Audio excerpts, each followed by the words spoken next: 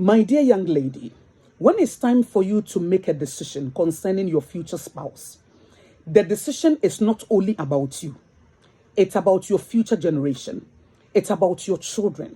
You are making a decision, you are deciding their father, a man who will lead them, a man who will guide them, a man who will teach them, a man who will mentor them. So it is not about your feelings, it is about your future. It is about your destiny and the destiny of your kids. Let me give you a story about the female eagle. When it's time for the female eagle to mate a male eagle, what she does is that she will meet a lot of suitors and then she will select one. But when she selects one, she has to test you and see that you'll be able to handle her children when she gives birth. So what she will do is that she will pick up a stick, okay, and fly high, about 500 feet, and then leave that stick. And she expects that male eagle to pick the stick and bring that stick to her. And then she will pick a bigger one and pick another bigger one. The reason why she does that is that when she gives birth to the eaglets and they are in the nest, they build the nest, she builds the nest together with the male eagle. And then when it's time for the eaglets to fly, when they are flying, because they are learning, they are very weak, they can fall down. So that eagle, okay, that female eagle needs a man who will be able to catch the eaglet when the eaglet is falling. She needs that help. So she is thinking ahead. She knows that at the end of the day, I'm going to give birth. If I give birth, my children, they depend on their father. They depend on the male eagle. So if they are trying to fly and they are coming down, I cannot do this job on my own. I need a helper.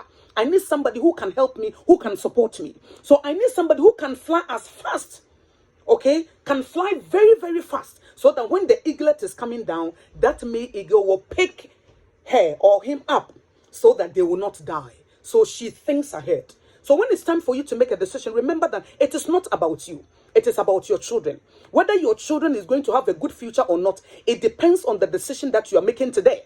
So don't joke with it. Don't make a decision based on your feelings. You know that this person is a foolish man, a stupid man, and he's not ready. He doesn't even have any vision for himself. He's not going anywhere. This man will not lead you. Being the head of the family is a responsibility. It is not a joke. Being the head of the family, you are the mentor. You are the spiritual leader, the mental leader, the physical leader, the financial leader.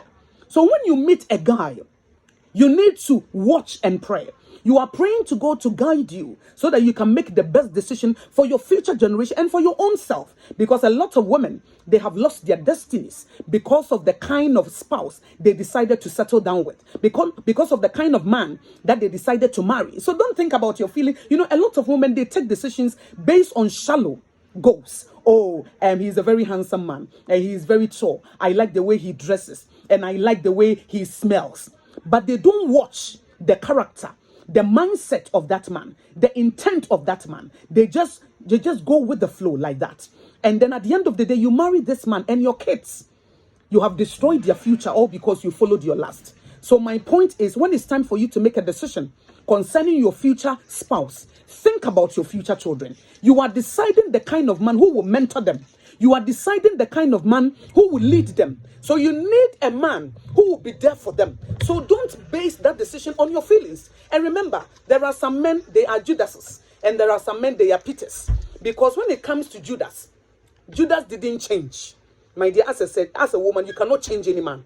The change depends on him and God. You can pray for that man. And maybe that man can be like Paul on the road to Damascus. Maybe Jesus will touch him.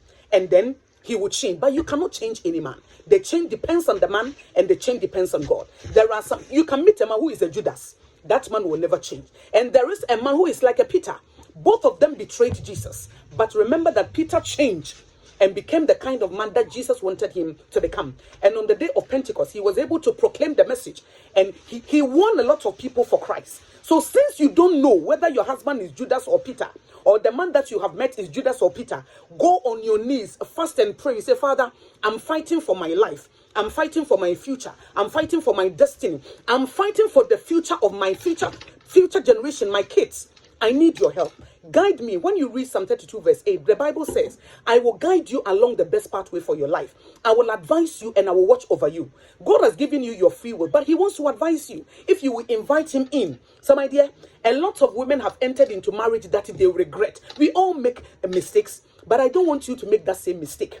I want you to prosper. I want you to do well. And I want you to think ahead like the female eaglet. Before she mates, before she sleeps with any man, she ensured that that man will be able to hold her future, will be able to hold her children. So this is my advice for you.